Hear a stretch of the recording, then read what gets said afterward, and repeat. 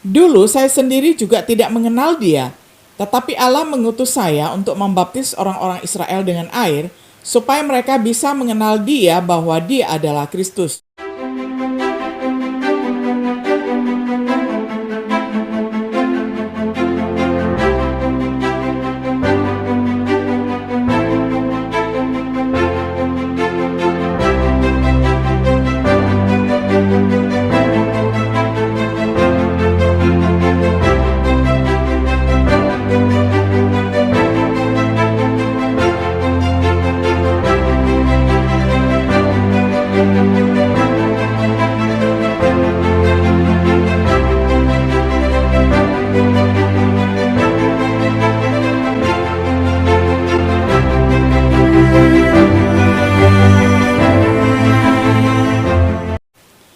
Shalom, sahabat Biblika yang dikasihi oleh Tuhan. Sungguh senang kita dapat berjumpa kembali di dalam acara Refleksi Sahabat Biblika. Pada hari ini kita tiba pada episode yang kelima di dalam serial pembahasan kitab Injil Yohanes dengan tema Kesaksian Yohanes Pembaptis. Saya akan bacakan firman Tuhan untuk kita semuanya dari kitab Injil Yohanes, pasal 1 ayat 19 sampai 34. Saya akan bacakan untuk kita semuanya di dalam terjemahan sederhana Indonesia.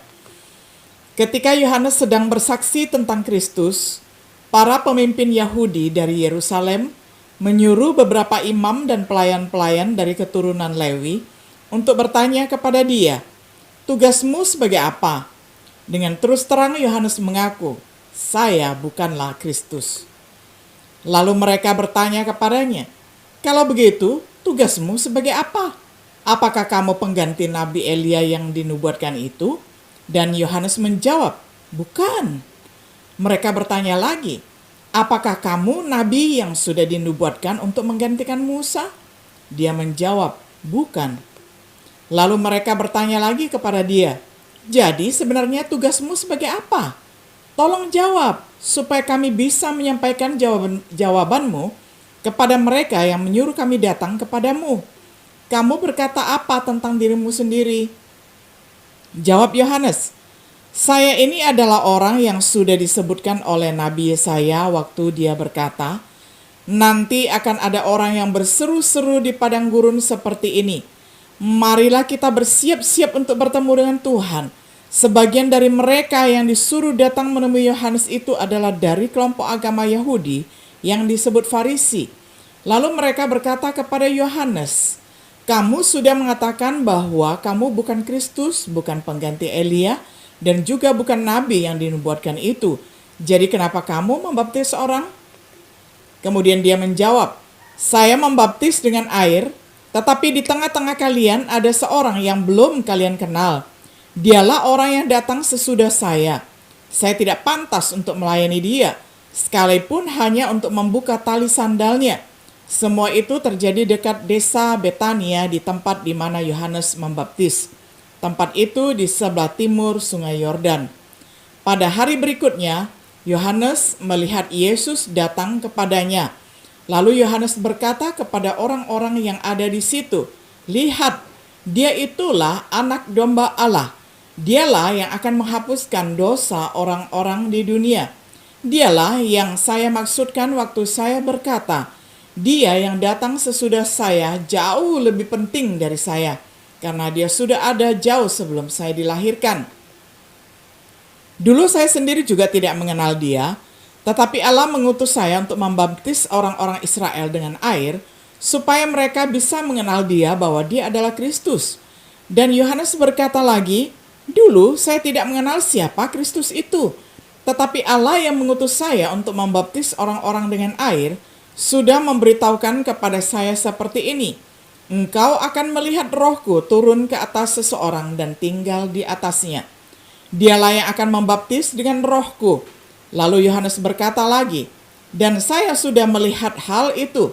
Saya melihat Roh Kudus turun dari langit seperti burung merpati dan hinggap di atas dia. Oleh karena itu saya bersaksi kepada kalian bahwa benar dia itulah anak Allah.'" Sampai demikian jauh pembacaan firman Tuhan dari Yohanes 1 ayat 19 sampai 34. Sahabat Biblika yang dikasihi oleh Tuhan, di dalam prolog Injil Yohanes, kita diperkenalkan kepada Yohanes Pembaptis, seorang manusia yang diutus oleh Allah, orang yang datang untuk memberi kesaksian tentang Sang Terang, yang menjadi saksi keunggulan dan praeksistensi Sang Terang itu. Saat Yohanes memulai bagian naratif dari Injilnya, dia mulai dengan Yohanes Pembaptis. Kesaksiannya kepada para imam dan orang Lewi dari orang Farisi di Yerusalem. Kesaksiannya keesokan harinya ketika dia melihat Yesus. Apa yang Yohanes Pembaptis bersaksi tentang Yesus? Pelajaran apa yang mungkin kita ambil dari kesaksiannya? Pertama-tama kita perhatikan bahwa Yohanes Pembaptis diproklamirkan. Pertama, saya bukan Kristus. Ini adalah kesaksian tentang dirinya sendiri, yakni Yohanes Pembaptis bersaksi tentang dirinya sendiri. Dia mengaku bahwa dia bukanlah Kristus. Banyak orang bertanya-tanya apakah dia adalah Kristus. Yohanes dengan jelas menegaskan bahwa dia bukan Kristus. Dia bukan Elia secara harafiah seperti yang dinubuatkan oleh Maliaki. Beberapa orang mengira Elia akan kembali secara pribadi. Yohanes sendiri mengaku dia bukan Nabi Elia. Yohanes memang menggenapi nubuatan itu yang bersifat kiasan, jadi bukan bersifat literal. Seperti yang dinubuatkan oleh malaikat Gabriel, Lukas 1 ayat 17. Seperti juga yang disaksikan oleh Yesus, Matius 11 ayat 11-15, Matius 17, 10-13. Dia bukan nabi yang dinubuatkan oleh Musa. Musa menubuatkan seorang nabi seperti dia akan datang. Banyak orang akan mengantisipasi kedatangan nabi ini.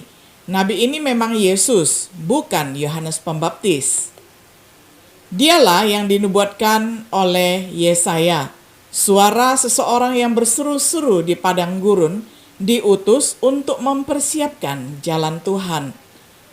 Pelajaran dari kesaksiannya, teladan Yohanes sangat kuat bagi semua orang Kristen, khususnya di dalam pelayanan.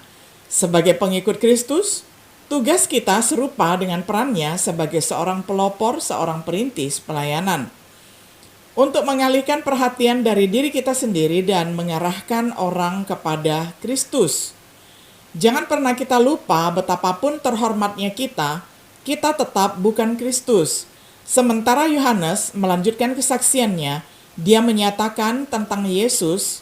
Hal yang kedua, dia telah terpilih. Kesaksiannya tentang Kristus diberikan sebagai tanggapan terhadap orang-orang Farisi yang bertanya-tanya, mengapa dia membaptis jika bukan Kristus? Apakah dia Elia atau nabi lain? Karena dia telah membaptis di Betania di luar Yordania. Dia yang datang akan lebih disukai daripada dirinya. Inilah kesaksian Yohanes Pembaptis. Bahkan seseorang yang berada di tengah-tengah mereka saat mereka berbicara, Yesus sudah hadir. Dan Yohanes Pembaptis mengaku bahwa membuka tali kasutnya pun ataupun membuka tali sandalnya pun, Yohanes merasa dirinya tidak layak. Alasannya, Yesus lebih disukai dibandingkan dia karena dia adalah oknum yang ada sebelum Yohanes Pembaptis itu ada, karena praeksistensinya. Orang yang lebih berkuasa dari Yohanes Pembaptis, yaitu karena kuasanya. Yohanes kemudian akan menegaskan kembali preferensi Yesus atas dirinya sendiri, bahwa ia, yakni Yesus, harus semakin bertambah-tambah di dalam kehidupannya dan ditinggikan, supaya nama Tuhan dipermuliakan. Tetapi aku, maksudnya dia mengaku dirinya, harus semakin berkurang supaya Yesus saja yang ditinggikan. Dan Yesus adalah di atas segalanya. Pelajaran dari kesaksiannya, kita tidak perlu ragu untuk meninggikan Yesus di atas diri kita sendiri. Bahwa Yesus lebih disukai daripada kita. Kita adalah tubuh Kristus dan dia adalah kepala dari tubuh Kristus ataupun gerejanya. Yesus layak menerima pelayanan dan penyembahan kita yang rendah hati karena dia berkuasa, karena praeksistensinya, karena Yesus adalah kepala atas tubuh, yakni gerejanya. Pada hari berikutnya, Yohanes Pembaptis memiliki kesempatan lain untuk bersaksi tentang Yesus, di mana dia menyatakan hal yang ketiga, lihatlah anak domba Allah. Kesaksiannya tentang Kristus menyatakan Yesus sebagai anak domba Allah yang menghapus dosa dunia. Seperti yang dinubuatkan oleh Yesaya, bisa dibaca di dalam Yesaya 53 ayat 4 hingga ayat yang ke-7, lalu ayat 10 sampai 12.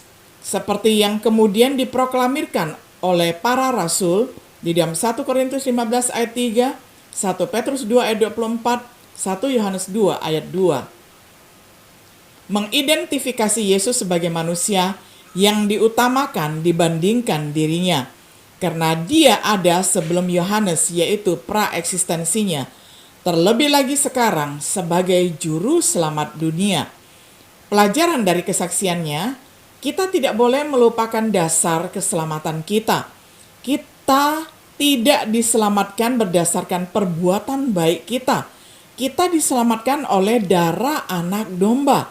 Kita harus selalu mengarahkan dunia kepada Yesus. Dia adalah satu-satunya harapan mereka untuk pengampunan dosa. Kita harus mewartakan Yesus Kristus dan Dia yang disalibkan. Jika Yesus benar-benar diutamakan sebelum kita tidak akan pernah ragu untuk mempersembahkan Dia sebagai anak domba yang menghapus dosa dunia.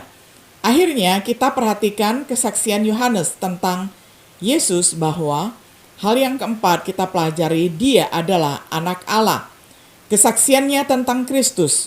Dulu saya sendiri juga tidak mengenal dia, tetapi Allah mengutus saya untuk membaptis orang-orang Israel dengan air, supaya mereka bisa mengenal dia bahwa dia adalah Kristus. Yohanes 1 ayat 31. Meskipun terkait Yesus tinggal di Nazaret, Yohanes di padang gurun Yudea, bahkan sebagai kenalan biasa, Yohanes tidak mengenal Yesus sebagai Mesias. Namun Yohanes datang membaptis dengan air agar Kristus dapat dinyatakan kepada Israel. Karena kepada siapa Roh akan turun, akan menjadi satu yang membaptis, yakni menjadi oknum yang Roh Kudus akan turun di dalam bentuk burung merpati, bisa dibaca di dalam Matius 3 ayat 11. Engkau akan melihat Rohku turun ke atas seseorang dan tinggal di atasnya. Dialah yang akan membaptis dengan Rohku. Yohanes 1 ayat 32. Sama seperti Yohanes, diberitahu untuk mengantisipasi yang terjadi ketika Yesus dibaptis oleh Yohanes adalah benar ada suara Bapa dari surga, dan kemudian ada burung merpati turun di atasnya. Sebagaimana dicatat oleh Yohanes 1 ayat 34, dan saya sudah melihat hal itu. Saya melihat Roh Kudus turun dari langit seperti burung merpati dan hinggap di atas dia. Oleh karena itu saya bersaksi kepada kalian bahwa benar dia itulah anak Allah.